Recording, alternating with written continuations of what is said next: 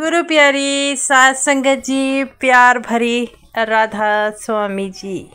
सात संगत जी, आज की वीडियो को पूरा ज़रूर देखिए। अगर वीडियो अच्छी लगती है तो वीडियो को ज़रूर लाइक और चैनल को सब्सक्राइब करना मत भूलिएगा। सात संगत जी, आज की जो साखी है वह सच्ची घटना पर आधारित है।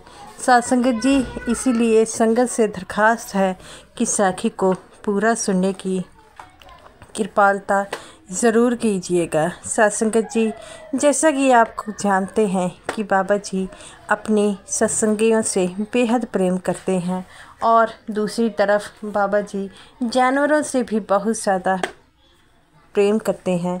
जब भी बाबा जी किसी जानवर या पक्षी को दुखी देखते हैं तो उसके पास ज़रूर आते हैं।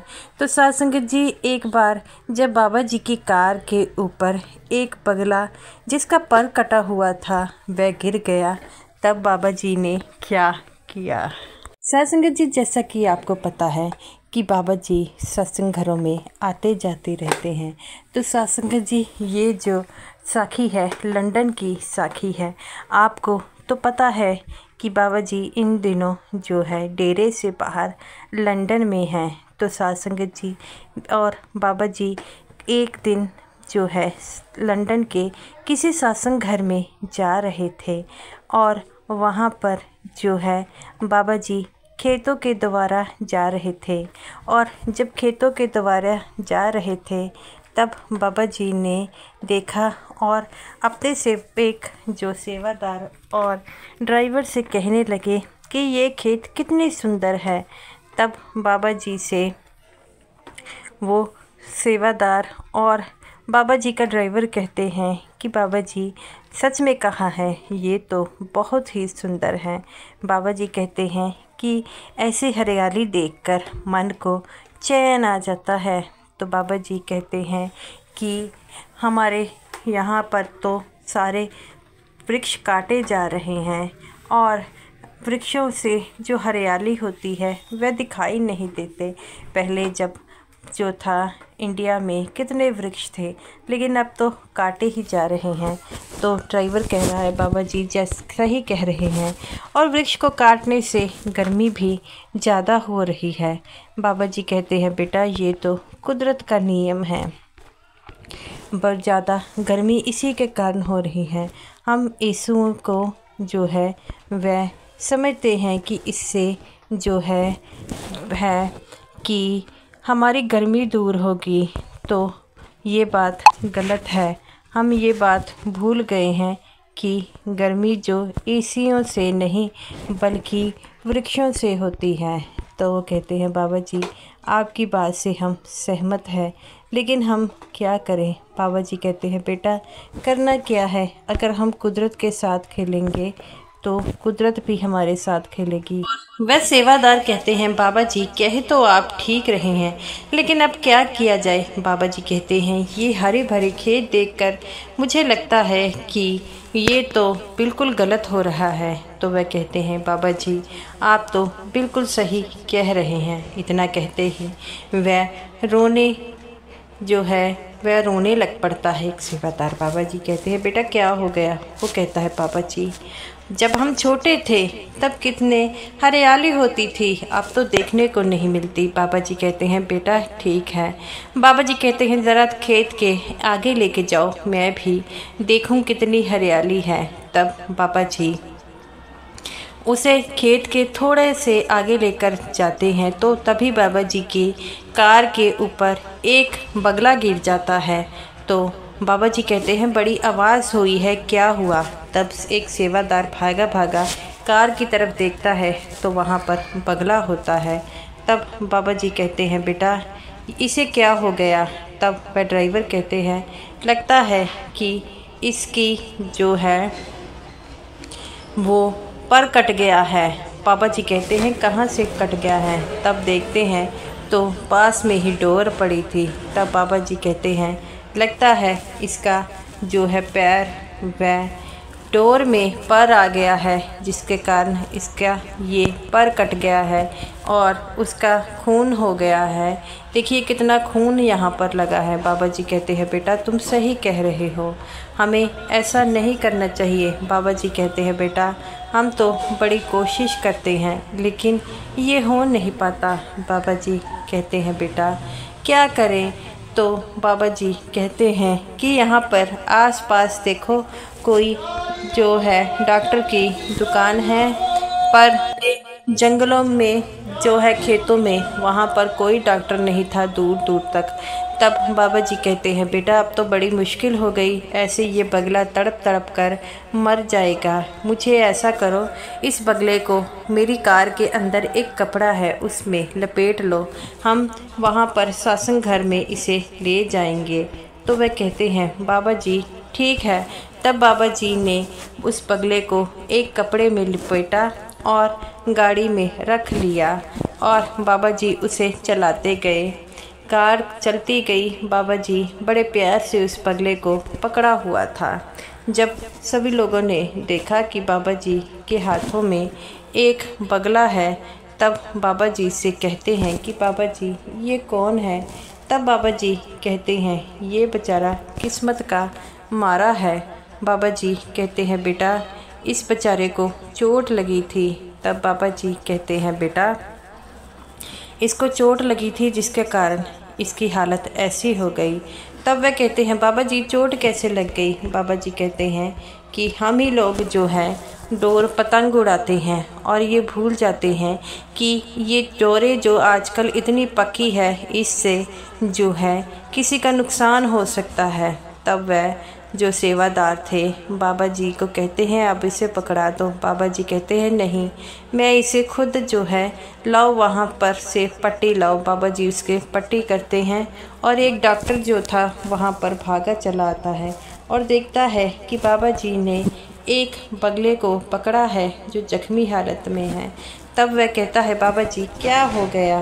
तब बाबा जी कहते हैं कि बेटा इसकी जो है जान मुश्किल से बची है, इसका जो है एक पर जो है वह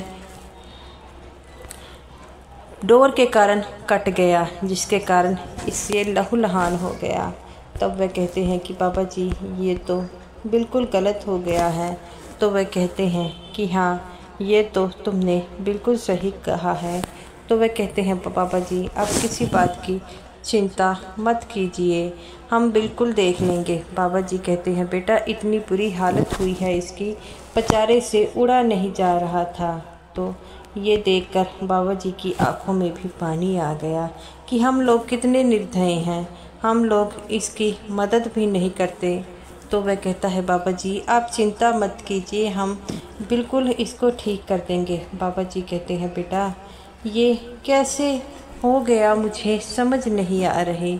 तब वह कहते हैं बाबा जी आप किसी बात की टेंशन मत लीजिए, सब कुछ ठीक हो जाएगा, आप तो सिर्फ आराम कीजिए। बाबा जी कहते हैं बेटा हद हो गई है, एक तो उसकी इतनी हालत ख़राब है, ऊपर से तुम लोग मुझे आराम करने के लिए कह रहे हो। तो वो कहते हैं बाबा जी हम सब कुछ देख लेंगे, बस आप आराम से जाकर लेट जाइए। बाबा जी कहते हैं बेटा ये कैसे हो सकता है, इस बगले की इतनी हालत ख़राब है और भला मैं लेट जाऊं।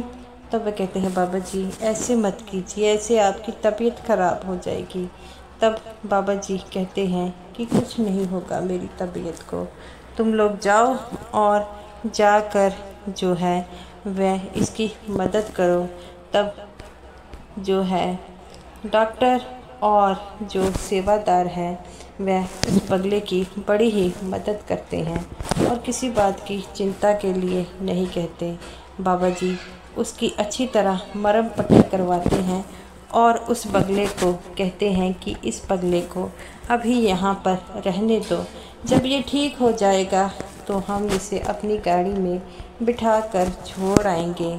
बाबा जी की बात सुनकर सारे सेवादार हैरान हो गए। बाबा जी के कमरे के बाहर ही वह बगले को बड़े ही प्यार से एक नरम बिस्तर पर बिठाया गया। वह बगला वहाँ पर रहता है। और हमेशा ही बाबा जी को ये कहता है कि हाँ, ये तो तुमने वही सही कहा है। तो वह कहते हैं, बाबा जी एक बात पूछना चाहूँगा कि बाबा जी ये बगले का लगता है आपसे पुराने जन्म का कोई रिश्ता है। बाबा जी कहते हैं, क्यों बेटा? तो वो कहता है, बाबा जी ये बगला इस कमरे की ओर ही देखता रहता है। तो बाबा जी कहते हैं, बेटा ये तो इसका मेरे संग प्रेम है। तो बाबा जी से वो कहता है, बाबा जी हमारा भी आपके साथ प्रेम होना चाहिए। बाबा जी कहते हैं, बेटा ये तो कर्मों का चक्कर है, प्रेम होता नहीं है, हो जाता है। तो वह कहते हैं कि बाबा जी इसने ऐसी कौन से कर्म किए हैं जो इसे बगले की जोनी मिली है।